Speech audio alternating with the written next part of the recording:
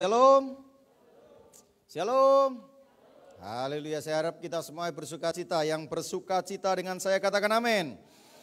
Nah Bapak Ibu yang saya kasih, saya ingatkan minggu pertama saya sampaikan firman Tuhan bahwa saya dan saudara sebagai orang-orang yang dipilih oleh Tuhan. Karena Alkitab mencatat sebelum dunia dijadikan kita ini sudah dirancang oleh Allah. Bahkan ketika kita belum dilahirkan, ketika kita dirancang oleh Allah kita sudah diberkati.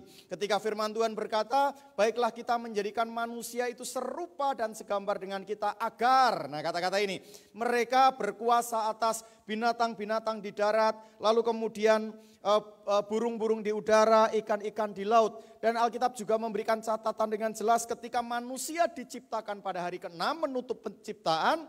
Kalau hari pertama sampai hari yang ke-5 menutup penciptaan, Tuhan selalu berkata baik.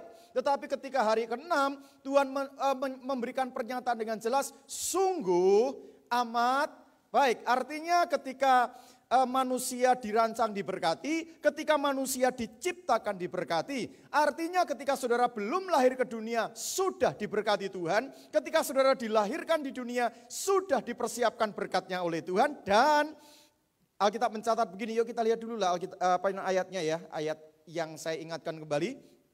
Efesus 2 ayat 10 Alkitab mencatat begini, karena kita ini buatan Allah diciptakan dalam Kristus Yesus. Artinya bahwa saya dan saudara memang ciptaan Allah sebagaimana orang lain, tapi kita memiliki privilege, hak istimewa karena saya dan saudara. Yohanes pasal yang pertama ayat 12 berkata, barang siapa percaya dalam namanya dia diberikan kuasa sebagai anak-anak Allah. Nah, kenapa? Karena kita diciptakan dalam Kristus Yesus. Ingat, bukan saja sampai di situ, ada tujuannya untuk melakukan pekerjaan baik. Saya mau sampaikan, kita semua yang hari ini bekerja, itu adalah pekerjaan yang Tuhan sudah siapkan dari sebelum dunia dijadikan.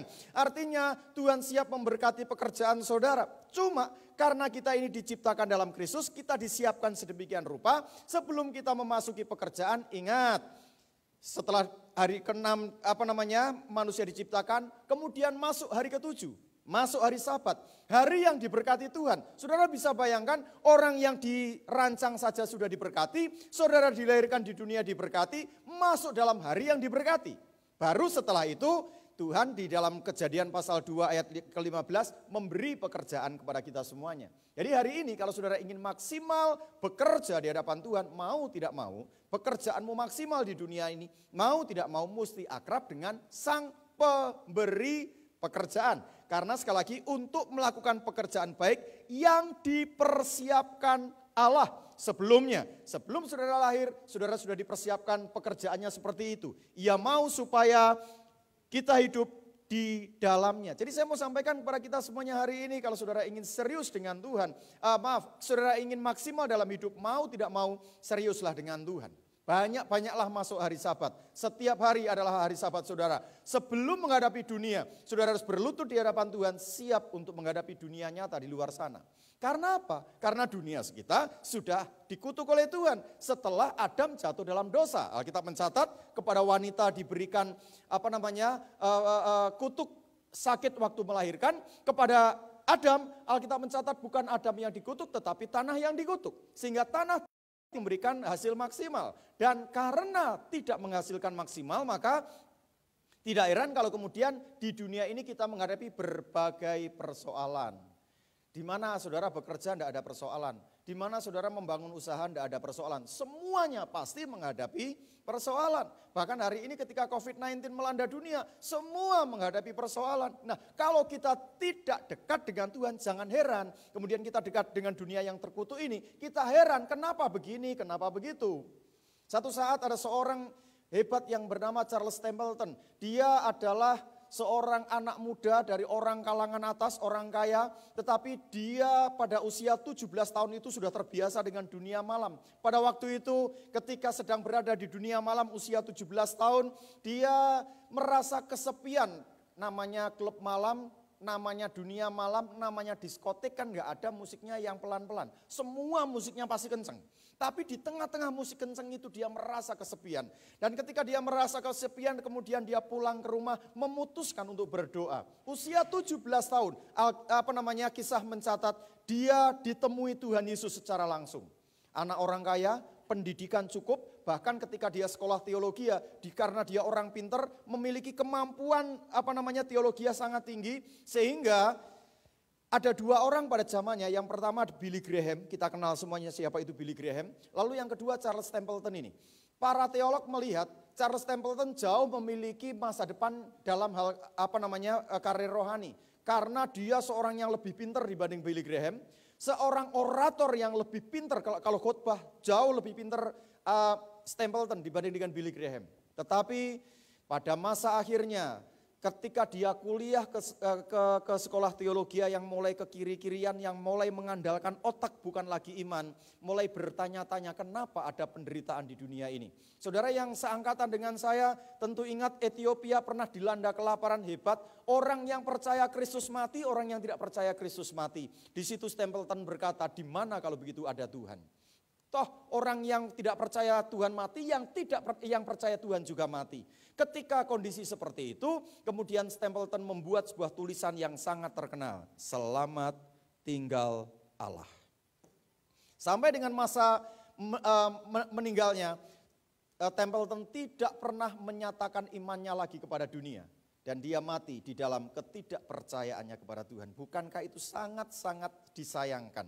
Orang yang kemungkinan memiliki kemampuan lebih dari Billy Graham justru berakhir dalam penderitaan. Kenapa? Karena mengandalkan kemampuan otak yang tidak bisa menerima tanah atau bumi yang sudah terkutuk ini. Jadi kalau saya dan saudara hari ini menghadapi penderitaan, jangan heran karena memang kita hidup di dalam bumi yang sudah terkutuk. Sebab itu kemarin saya sampaikan ada sebuah contoh yang sangat hebat ketika dapat menyelesaikan persoalan di dunia ini. Justru Alkitab mencatat bukan sebelum puasa, bukan saat puasa, tetapi setelah puasa. Artinya apa? Yesus menghadapi tantangan setelah puasa. Orang Kristen ketika serius dengan Tuhan jangan heran menghadapi masalah, itu sudah biasa. Jadi kalau hari ini saudara serius dengan Tuhan dan mendapatkan tantangan, itu biasa Pak. Dan saya mau sampaikan kepada kita semuanya, ketika saudara menghadapi tantangan, ketika saudara serius dengan Tuhan, jangan khawatir. Kemalangan orang benar banyak, tetapi Tuhan akan meluputkan. Nah itu yang penting. Nah karena Tuhan sudah memberikan contoh kepada kita tentang puasa, hari ini saya akan ngajar sedikit tentang puasa.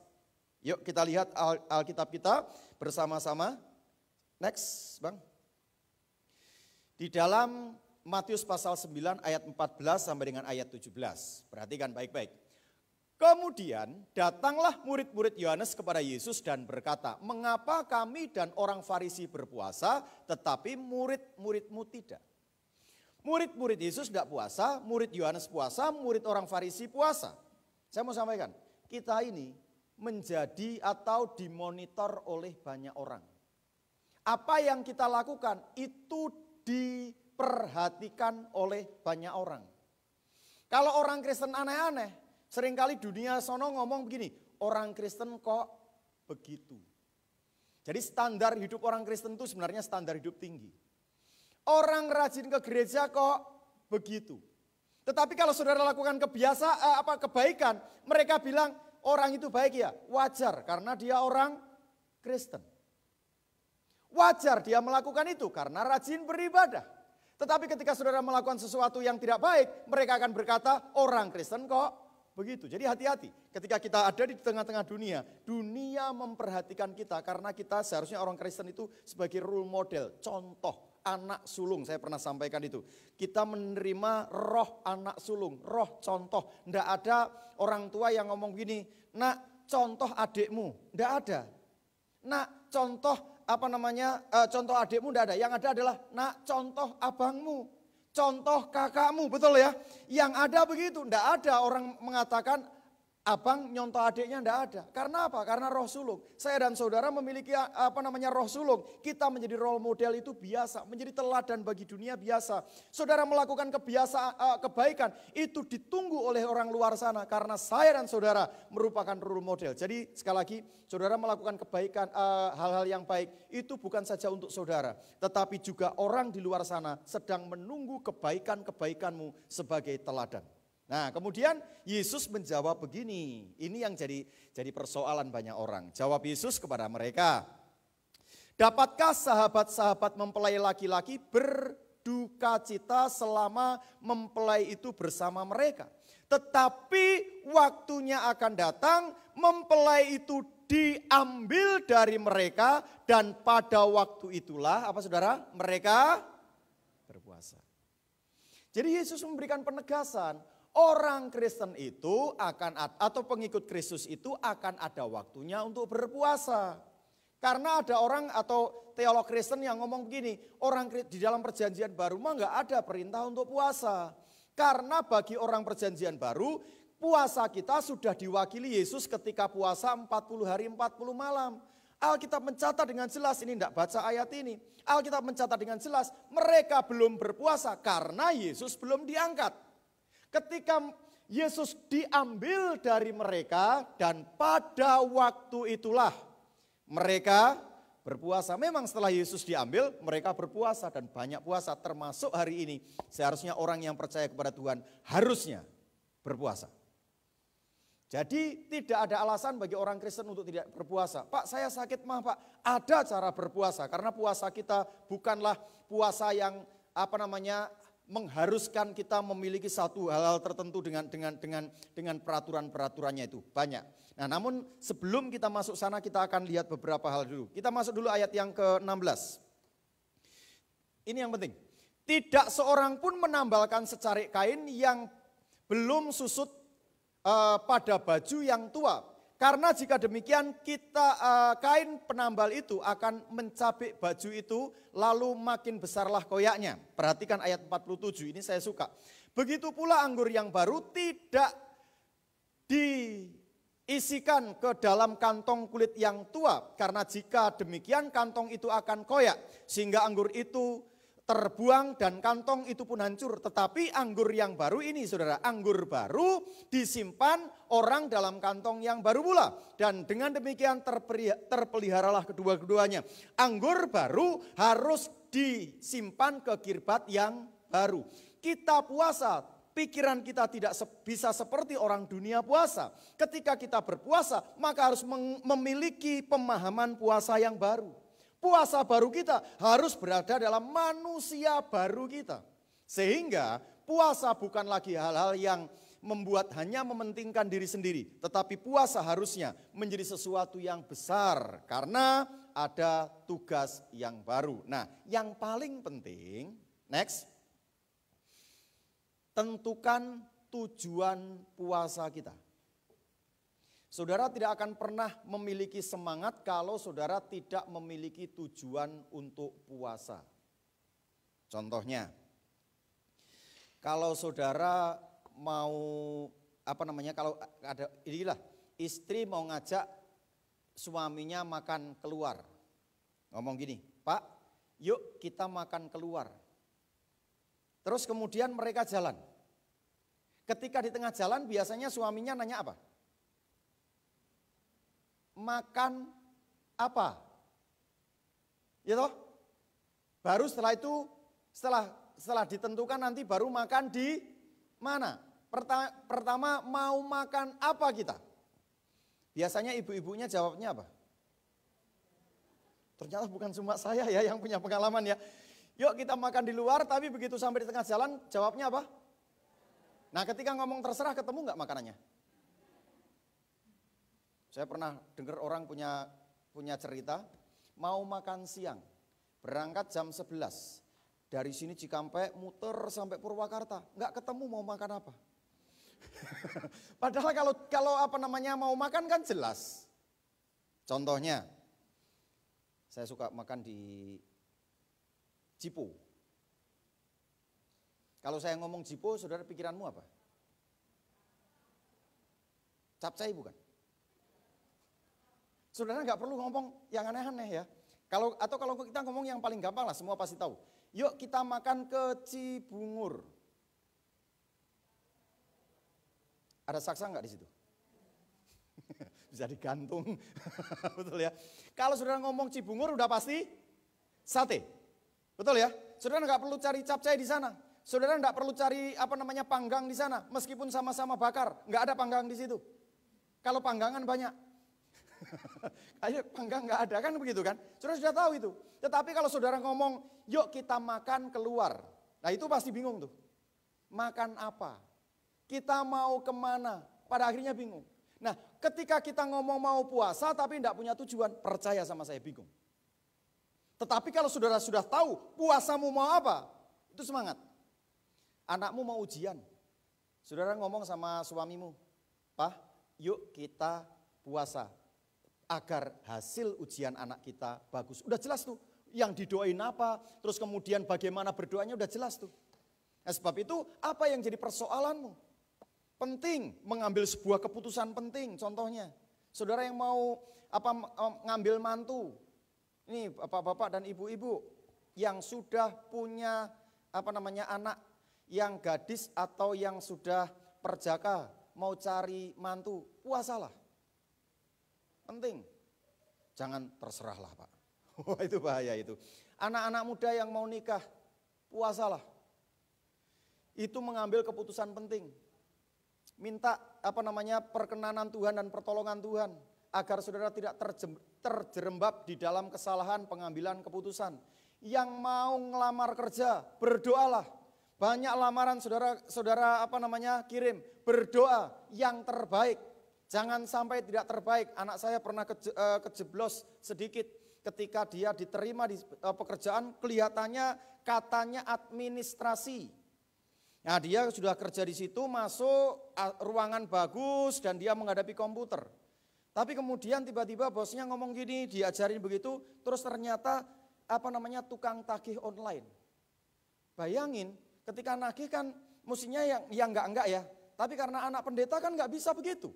Dia ngomongnya lembut-lembut, terus kemudian bosnya bilang enggak bisa begitu kalau nagih, ngomongnya yang kenceng. Gimana kemudian anak pendeta begitu? Hanya 1 hari itu dia langsung keluar. Jadi sekali lagi saya mau sampaikan, saudara kalau mau cari kerjaan berdoa dulu. Berpuasa karena itu adalah keputusan penting. Nah, saya akan menyampaikan beberapa hal tentang puasa. Next. Perhatikan, puasa bukanlah menyogok Allah. Bukan berarti ketika kita puasa harus apa yang kita inginkan itu yang terjadi. Ingat itu. Untuk meminta dengan paksa, melainkan menyediakan diri dengan rela agar kehendaknya terjadi atas kita. Puasa bukanlah menyogok Allah, tetapi puasa ngomong sama Tuhan biar kehendak Tuhan yang jadi. Satu saat ada seorang yang kerja di satu perusahaan dan dia security. Lalu ada manajer perusahaan itu bawa barang perusahaan di bagasinya. Lalu kemudian ketika ganti shift, mobil itu belum bisa keluar karena ganti shift. Lalu temannya ngomong, "Bapak ini bawa barang di bagasinya." Lalu kemudian dia berkata, "Bapak kalau mau keluar silahkan buka pintu sendiri. Saya enggak mau buka pintu." Artinya kalau security-nya enggak buka pintu, dia enggak tanggung jawab kalau pintu itu terbuka. Kira-kira begitu. Lalu kemudian si manajernya ngancam kalau enggak mau buka, pokoknya diancam. Tahu sendiri kira-kira begitu. Orang orang yang tidak percaya kepada Tuhan tapi percaya kepada kuasa-kuasa kegelapan. Lalu akhirnya si security ini kemudian ngomong, "Silahkan kalau mau buka, buka. Kalau Bapak mau buka, kalau enggak saya enggak mau buka." Dan akhirnya memang enggak mau dibuka. Dan si manajernya kemudian dipecat karena ketahuan dia bawa barang perusahaan. Dan akhirnya Bapak Ibu, orang itu mau ke perusahaan, sampai perusahaan kerja seperti biasa tapi dia merasa ketakutan karena ada yang kejar dia. Setelah kondisi seperti itu berlangsung sekian lama, bahkan sampai 1 tahun, sampai akhirnya dia keluar pintu rumah saja tidak berani. Merasa ada orang yang kejar mau bunuh dia. Rupa-rupanya si orang yang dipecat ini tidak terima dan kemudian dia lemparkan guna-guna. Karena orang ini tidak serius dengan Tuhan, maka guna-guna itu kena sama dia. Jadi kemana dia pergi, seolah-olah ada orang yang mau bunuh dia. Sampai 1 tahun. Lalu kemudian setelah 1 tahun dia memberanikan keluar, dia tinggal di PMI 2 waktu itu, dia ke rumah saya di PMI 1, lalu kemudian ngobrol-ngobrol dengan saya. Lalu terakhir karena sudah cukup berat, lalu saya memberikan sebuah solusi, puasa. "Saya akan puasa dengan Bapak 3 hari ya," saya bilang begitu. Dan hari ketiga ketika dia puasa, hari pertama dia sudah mulai berani ngitari perumahan PMI 2. Hari kedua dia sudah mulai bisa putar-putar. Hari ketiga dia sudah mulai merasa berani masuk kerjaan tapi tetap pada akhirnya enggak berani. Dan pada akhirnya orang ini meskipun puasa tetap dipecat dari pekerjaan. Karena setelah sekian tahun dia tidak juga bisa masuk pekerjaan. Dan pada akhirnya Bapak Ibu, memang dia tidak menjadi karyawan di tempat itu. Pulang ke NTT karena dia orang NTT. Dan hari ini dipakai Tuhan luar biasa. Dia di NTT membuka persekutuan doa. Orang-orang dari kaum Injili datang pada hari-hari tertentu. Di ibadah yang diadakan, mereka diajar bahasa roh dan mereka bisa bahasa roh. Bayangin, orang Injili bisa bahasa roh. Tetapi kalau hari Minggu seperti biasa, Minggu seperti ini, anak hamba Tuhan ini selalu ngomong kembali ke gereja masing-masing. Karena kalian di sini hanya bertumbuh untuk bareng-bareng dalam persekutuan doa. Sementara untuk ibadah kembali ke gereja masing-masing. Jadi dia tidak buka ibadah hari Minggu. Bayangin, orang yang pengen jadi karyawan, lalu Tuhan izinkan masalah terjadi, sudah puasa tapi ternyata juga tidak ditolong oleh Tuhan untuk jadi karyawan. Pulang ke NTT. Jualan bakso di sana karena istrinya kebetulan orang Wonogiri. Dan hari ini tetapi dipakai Tuhan luar biasa. Dia telepon sama saya, Pak, saya enggak pernah masak, Pak. Saya enggak pernah belanja, saya enggak ngerti harga barang-barang. Kenapa? Kulkas saya selalu penuh, saya enggak tahu dari mana. Bayangin Bapak Ibu, orang yang pengen jadi karyawan tapi Tuhan suruh pulang ternyata untuk melayani. Padahal sudah puasa. Dia puasa 3 hari, Pak masih takut, saya bilang puasa lagi. Itu 2 atau 3 kali, saya lupa. Tapi hari ini dipakai oleh Tuhan dengan luar biasa. Ingat, puasa bukan nyogok Allah. Justru puasa menyatakan diri semakin dekat dengan Tuhan dan Tuhan yang hebat atas kita. Terus, puasa bukanlah untuk menambah kuasa dan kekuatan kita. Seperti orang-orang mencari ilmu kebatinan. Biar mereka kebal, mereka puasa 3 hari. Merapalkan mantra-mantra. Puasa kita bukan seperti itu. Tapi puasa kita mengurangi diri kita sehingga kuasa Roh Kudus bisa bekerja dalam kehidupan kita. Roh Kudus bebas bekerja dengan cara ketika kita puasa menyediakan diri kita menyatakan rendah di hadapan Tuhan. Sehingga ketika Yohanes dihampiri murid-muridnya dan berkata, laporannya nih, Yohanes, Guru, lihat orang yang pernah engkau baptis di sungai Yordan itu sekarang semakin hebat. Dia dipakai Tuhan menyembuhkan banyak orang di luar sana. Yohanes ngomongnya apa? Biarlah dia semakin besar, aku semakin kecil. Saya harap hidup kita ketika puasa, maka kita tidak merasa kita semakin hebat, tetapi kita semakin kecil di hadapan Tuhan. Next. Puasa bukanlah ukuran betapa tinggi tingkat kerohanian kita. Nih puasanya banyak ya, berarti rohaninya tinggi. Enggak. Justru ketika saudara puasa, saudara harus percaya bahwa kita mengakui betapa rendah kita di hadapan Allah. Puasa bukan mengukur betapa hebatnya kerohanian seseorang. Justru ketika kita puasa, kita merasa membutuhkan Tuhan. Dan kita bukan siapa-siapa. Jadi hari ini Bapak Ibu yang saya kasihi, ketika saudara berpuasa jangan merasa lebih dari yang lain. Justru saudara merasa butuh dan harus lebih banyak lagi berpuasa. Puasa bukanlah toleransi, merasakan betapa laparnya orang yang kekurangan. Ini kan yang di lingkungan kita seringkali mempengaruhi pikiran kita. Ketika kita puasa, kenapa? Karena agar merasakan bagaimana laparnya orang lain. Kalau saudara ingin merasakan laparnya orang lain, berbagi dengan orang itu. Bukan dengan cara puasa, rugi saudara. Ya, rugi. Tetapi Alkitab saya catat betapa laparnya kita akan Allah melebihi rasa lapar akan makanan. Jadi begini, saya memiliki sebuah definisi tentang puasa. Puasa itu bukannya tidak makan. Sekali lagi, puasa itu bukannya tidak makan atau minum, tetapi tidak sempat makan dan minum. Sekali lagi, bedain ya. Puasa itu bukan tidak makan dan minum, tetapi tidak sempat makan dan minum. Karena apa? Karena kita sedang bergaul dengan Tuhan. Karena kita sedang akrab dengan Tuhan. Rasa lapar dan haus kita kepada Tuhan jauh melebihi dibanding dengan kebutuhan akan makanan. Maka ketika saudara ngerti tentang puasa begini, saudara akan enjoy melakukan puasa. Terus puasa bukan hanya sekedar berdiam diri dan merenung. Puasa itu tidak berdiam diri dan merenung, tapi justru pada saat itulah saudara memiliki kesempatan untuk berperang dengan kuasa kegelapan. Sebab di mulutmu itu diletakkan kuasa. Dan Alkitab pernah memberikan catatan begini. Satu saat murid-muridnya Yesus lagi ketemu dengan orang sakit. Kan murid-muridnya Yesus ada seorang tabib yang namanya Lukas. Betul ya? Ada tabib yang namanya Lukas. Si tabib kemudian deteksi, oh ini orang kena penyakit epilepsi atau penyakit ayan. Lalu mereka rame-rame doain. Tapi ternyata anak ini tidak sembuh. Betul ya? Terus kemudian Yesus datang. Yesus datang, usir roh jahat itu pergi. Yesus ngomong apa? Jenis ini tidak dapat diusir kecuali dengan doa dan puasa. Saya mau sampaikan, ada kalanya masalah yang kita hadapi, masalah genting, dan tidak dapat kita selesaikan dengan cara berdoa biasa. Banyak hal, tadi saya sudah bilang, saudara sedang mengambil sebuah keputusan penting. Keputusan penting itu bisa berarti saudara sedang mencari pekerjaan, bisa berarti mencari pasangan hidup, bisa berarti anak-anak yang mau melanjutkan kuliah, mau kuliah kemana. Itu keputusan-keputusan penting. Bahkan ketika mau memasuki sebuah pekerjaan yang baru, itu juga keputusan penting.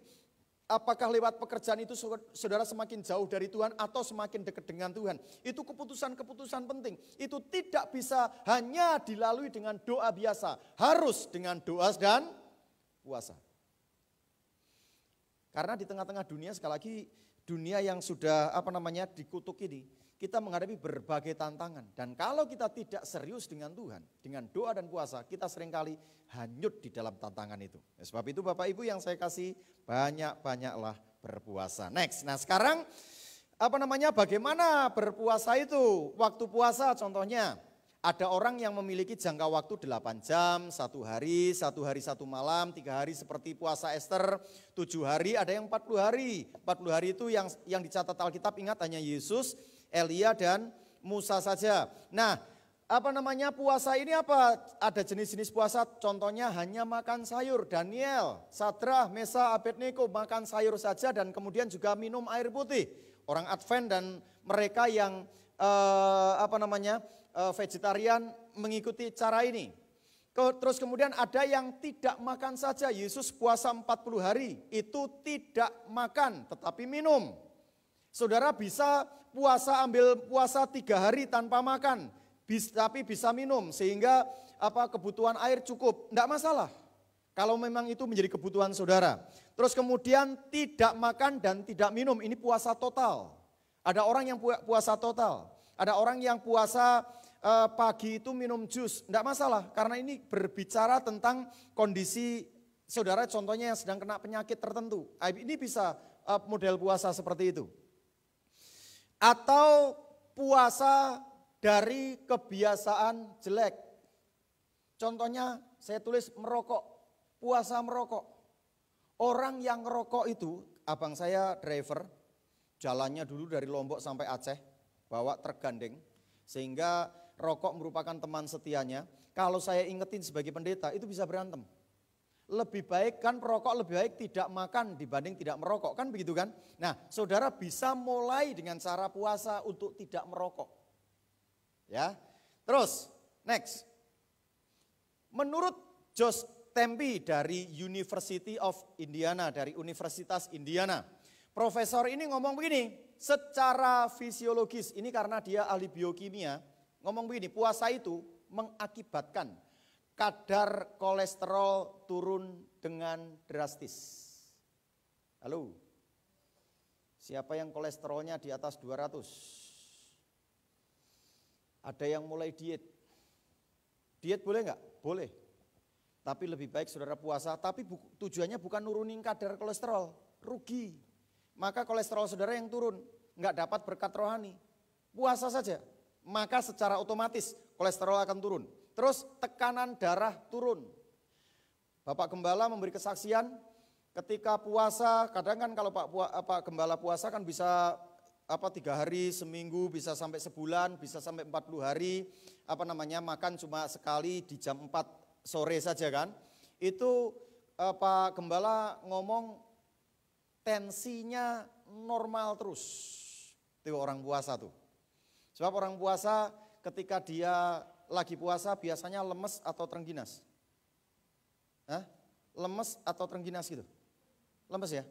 Mau ngomong biasanya males. Nah kalau sudah begitu biasanya tekanan darahnya turun, males mikir apa-apa. Saudara kan kadang-kadang darah tingginya kadang-kadang karena mikir banyak toh. Terus kesembuhan dari artritis semacam rematik. Nah ini berita baik untuk ibu-ibu. Puasa menurunkan berat badan. Daripada diet, mendingan puasa. Kalau diet, saudara cuma terima turun berat badan. Tetapi kalau puasa, saudara terima berkat rohani, juga terima berkat, ini blessingnya nih, badannya turun. Masih, menurut Jostempe ini, menyembuhkan dari beberapa penyakit yang berhubungan dengan mental. Karena dia ahli biokimia, maka yang dia lihat ketidakseimbangan kimia di dalam tubuhnya yang mengakibatkan anak atau orang bisa hiperaktif. Anak-anakmu hiperaktif, dulu saudara di kampung, yang lahir di kampung, makan dengan ikan asin cukup. Betul ya? Sekarang anak-anakmu dibeliin susu kalau bisa yang paling mahal. Orang tua nggak nabung, yang penting anaknya bisa minum susu. Sehingga nggak heran kemudian anak-anakmu sekarang hiperaktif, nggak karu-karuan. Nah, untuk mengatasi gimana? Ajak puasa. Ketika puasa anak akan jadi lemes. Nah itu nggak kemana-mana itu, diem baik gitu kira-kira ya. Terus kemudian disleksia, kenakalan tak terkontrol. Ini kan bagian dari hiperaktif kan, dia merasa tidak nakal tapi menurut orang lain kan nakal toh. Nah seperti ini, suruh dia puasa. Saya dulu begini Bapak Ibu, saya punya kebiasaan jelek dengan sering gigit itu loh apa namanya, polpen. Kalau polpen dulu kan yang sekarang juga ada tuh, polpen yang ditutup begitu kan ada untuk nyelipin gitu kan ada. Nah itu sambil ngerjain sesuatu sambil gigit-gigit gitu kan enak itu. Tapi lama-kelamaan ketika saya mulai puasa Senin dan Kamis itu sampai sekarang tidak terjadi lagi. Karena apa? Karena saya sadar, oh saya lagi puasa, nggak boleh gigit-gigit ini. Apalagi saya dibesarkan dalam dunia muslim, sehingga puasa yang saya lakukan adalah puasa orang muslim. Karena apa? Sekali lagi karena saya besar di dunia orang muslim yang ngajar tentang puasa begini-begini ya, yang saya dengar dari dunia muslim. Makanya ndak heran tidak ada satupun yang bisa masuk ke mulut saya. Karena bagi orang muslim kan kalau kemasukan sesuatu kan puasanya batal. Tapi bagi kita kan enggak. Yang membatalkan itu bukan air. Saudara puasa terus kemudian tiba-tiba ngemut permen. Batal enggak? Halo? Batal enggak? Enggak batal, enggak ada urusannya itu. Kalau tahu saudara puasa itu cepat dibuang. Jangan sudah makan, ya saya terlanjur makan. Terlanjur basah, ya sudah mandi sekali. Itu kan bahaya. Saudara baru minum, tiba-tiba ingat puasa. Ya sudah jangan terusin minumnya. Minuman tidak membatalkan puasamu, yang membatalkan puasamu niatnya. Sebab sekali lagi, puasa itu bukan masalah makan dan minum, tetapi tidak sempat makan dan minum. Jadi tiba-tiba saudara lihat saksang terus kemudian makan dikit. Ya sudah kalau sudah tahu itu langsung buang. Jangan lanjutin, batal. Itu kemauanmu, bukan karena batalnya puasa. Ngerti ya saudara ya? Jadi puasa tidak ada yang batalin selain kemauanmu sendiri. Sudah terlanjur makan, buang makanannya. Jangan diterusin. Terus ini sumber-sumber penyakit karena ketidakseimbangan kimia dalam tubuh yang dapat disembuhkan dengan puasa. Sebab itu sekali lagi tadi di awal saya sudah sampaikan bagaimana berkat-berkat rohaninya, bagaimana cara kita berpuasa, dan yang terakhir yang saya sampaikan adalah berkat secara fisik. Jadi hari ini dibanding dengan diet, apakah diet boleh? Harus. Terutama yang usianya sudah di atas 40, sudah menjelang menepi seperti saya ini mesti diet, jangan makan sembarangan. Istri saya sampai dengan hari ini tidak lagi pernah makan telur kuningnya itu. Karena itu kolesterolnya tinggi. Ada orang yang kacau. Dia lihat temennya makan jeroan ayam. Di bubur ayam itu. Kan ada yang satenya itu ya. Dia kemudian ngomong, kok masih berani makan jeroan? Masih nggak apa-apa. Nggak takut darahmu naik. Dia rupa-rupanya makan ngambil sate telur puyuh. Saudara tahu telur puyuh itu kolesterolnya jauh lebih tinggi dibanding dengan jeroan ayam. Satu telur puyuh itu kuningnya itu bisa 3 telur ayam negeri. Kolesterolnya kelihatannya kecil, barangnya kecil, khasiatnya bukan gitu ya. Tapi kolesterolnya tinggi. Jadi kadang-kadang aneh-aneh orang karena nggak paham itu. Jadi hari ini sekali lagi, daripada hanya sekedar diet, puasalah. Berat badanmu turun, kolesterol turun, tekanan darah normal, yang paling penting kita terima berkat-berkat rohani dari Tuhan. Selamat berpuasa menghadapi dunia yang nyata dan percayalah ketika saudara lakukan itu, saudara akan terima berkat-berkat dari Tuhan. Mari kita bangkit berdiri bersama-sama di hadapan Tuhan.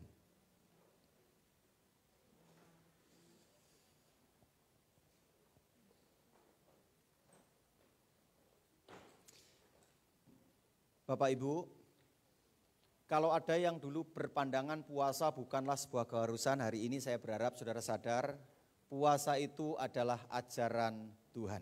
Itu yang pertama. Yang kedua, saudara yang menghadapi beban berat hari-hari ini, tidak ada salahnya saudara ambil keputusan untuk berpuasa.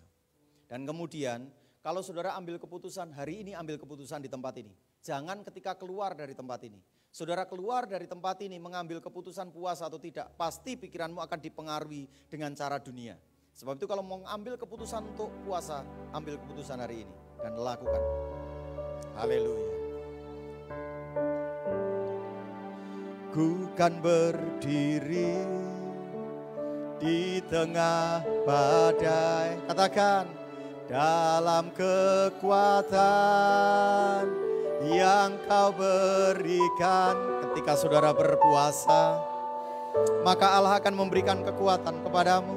Ku kan bertahan karena Yesus selalu menopang. Katakan, ku kan berdiri, amin, di tengah badai. Ketika badai menyerang saudara, ketika kehidupan sulit sedang saudara alami ini, percayalah menolongmu. Irama tata sikianara lama ya sande, awal ya sikanara lama ya sande. Katakan kembali bersama-sama di hadapan Tuhan. Yang berdiri di tengah badai. Irama tata sikanara lama ralawa ya sikianara.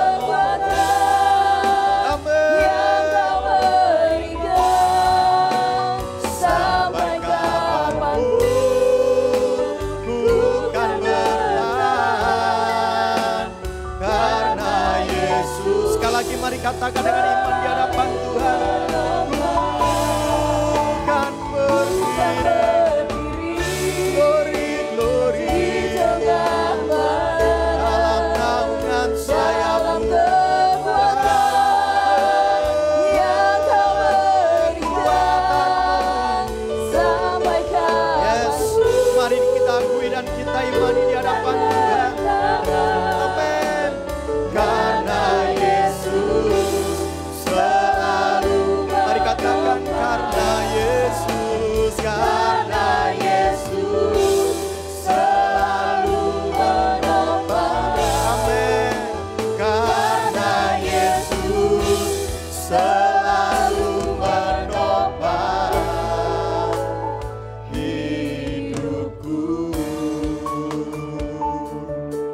Mari kalau saudara mengambil sebuah keputusan, ambil keputusan hari ini. Setiap saudara yang menghadapi tantangan berat, ambil keputusan saat ini. Jangan menunggu ketika saudara keluar dari tempat ini. Maka banyak hal yang akan mempengaruhi cara berpikirmu. Dan itu sangat membahayakan saudara untuk taat dan setia kepada Tuhan. Percayalah apapun yang kau hadapi, Allahmu mengasihimu. Percayalah apapun yang kau hadapi, Dia tidak pernah meninggalkanmu. Dia memperhatikanmu. Dia tak pernah meninggalkanmu. Allahmu setia. Allah yang kau sembah, Allah yang kau puja itu takkan pernah membiarkanmu berjalan sendiri. Tangannya yang teguh menopangmu. Irama tata siki sikiana rala marala wala watata hamaya sikiana rala. Kirala wala waya hama sikiana rala maya sake. Kirata toto sikite ke harala waya kama papa sikiana rala. Haleluya, haleluya, haleluya, haleluya. Dia Allah yang hebat dan perkasa. Mulia agungkan ajaib Engkau Yesus. Percayalah dan percayakan hidupmu kepada Tuhan. Haleluya. Ada di antara saudara yang sedang menghadapi beban berat hari ini, atau sedang menghadapi sebuah keputusan penting hari ini. Saya menyarankan saudara untuk berpuasa. Dan itu kalau itu saudara dan siap mengambil sebuah keputusan, saudara bisa angkat tangan tinggi-tinggi di hadapan Tuhan. Uramatata sikiana ralamu. Saudara punya beban berat atau akan mengambil sebuah keputusan penting, saudara boleh mengangkat tangan di hadapan Tuhan. Mulai ambil keputusan untuk berpuasa. Percayalah, ada berkat-berkat yang Tuhan siapkan. Mungkin tidak seperti yang engkau inginkan, tetapi ada perkara yang dahsyat yang Tuhan berikan untuk saudara. Saudara angkat tanganmu, saudara angkat tanganmu. Saudara menyerahkan diri hidupmu kepada Tuhan. Sekali lagi, yang mau mengambil sebuah keputusan penting, saudara ambil angkat tanganmu. Saudara yang mau atau sedang menghadapi keputusan berat, yang mau berpuasa, angkat tanganmu tinggi-tinggi di hadapan Tuhan.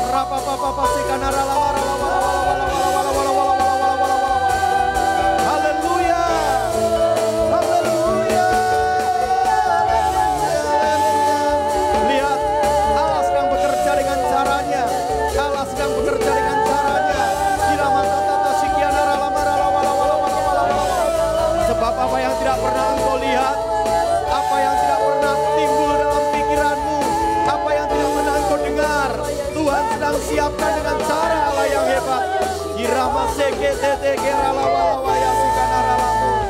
Haleluya. Dan sekarang Tuhan, Engkau mencurahkan anugerah dan kekuatan-Mu kepada mereka yang mengambil keputusan untuk masuk dalam puasa hari ini. Di dalam nama Tuhan Yesus Kristus, kuat kuasa surga, anugerah surga memampukan saudara, karena engkau milik Kristus, karena engkau anak Allah, karena engkau adalah biji mata Allah, engkau dipersiapkan oleh Allah, engkau diurapi oleh Allah. Jangan takut dengan dunia ini. Iramatata sigana ralamu. Terima kasih Tuhan. Terima kasih Bapak. Sekali lagi, ambil keputusan hari ini, saat ini. Jangan saudara menunggu ketika keluar dari ruangan ini. Sebab cara pikir dunia akan mempengaruhi saudara. Rapatata sikiana ralam. Dan kiranya Tuhan berkat anugerah pertolongan Tuhan, Engkau nyatakan seluruh umat-Mu yang hari ini hadir Tuhan. Sehingga mereka semakin memahami betapa Engkau Allah yang memperhatikan mereka, yang mempedulikan mereka. Dan mereka akan menjadi orang-orang yang menang atas seluruh kehidupan dan persoalan yang mereka hadapi. Terpujilah nama-Mu di dalam nama Tuhan Yesus Kristus. Mari yang sepakat dengan saya dan siap berpuasa, mari kita katakan bersama-sama. Amin. Beri kemuliaan yang paling meriah suara kita. Selamat berpuasa. Tuhan Yesus memberkati. Silakan duduk kembali.